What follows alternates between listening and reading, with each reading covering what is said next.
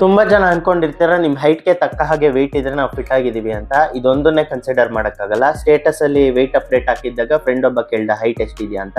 ಅವನ ಪ್ರಕಾರ ನನ್ನ ಹೈಟ್ಗೆ ಕರೆಕ್ಟ್ ಆಗಿ ವೆಯ್ಟ್ ಇದ್ದೀನಿ, ಬಟ್ ನನಗೆ ಫಿಟ್ ಆಗಿದ್ದೀನಿ ಅನ್ಸ್ತಾ ಇಲ್ಲ. ಶರ್ಟ್ ಏನಾದ್ರು ಹಾಕೊಂಡಾಗ ಹೊಟ್ಟೆ ಆಚೆ ಬಂದಾಗ ಅಸಹ್ಯವಾಗಿ ಫೀಲ್ ಆಗ್ತಿದೆ.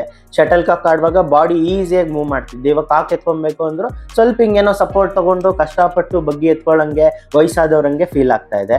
ಸೊ ಈ 3 ಕ್ರೈಟೀರಿಯಾ ಯೂಸ್ ಮಾಡಿ ನೀವು ಫಿಟ್ ಆಗಿದ್ದೀರಾ ಅಂತ ಕನ್ಸಿಡರ್ ಮಾಡ್ಬೋದು. ಹುಡುಗರಾಗಿದ್ರೆ 10 ಪುಷಪ್ಸು, ಹುಡುಗಿರು 10 ಪುಷಪ್ಸು, 15 ಸ್ಕ್ವಾಟ್ಸು ಕಂಟಿನ್ಯೂಸ್ ಆಗಿ ಮಾಡಿದ್ರೆ ಫಿಟ್ ಆಗಿದ್ದೀರಾ ಅಂತ ಫಿಸಿಕಲ್ ಸ್ಟ್ರೆಂತ್ ನ ಟೆಸ್ಟ್ ಮಾಡುತ್ತೆ.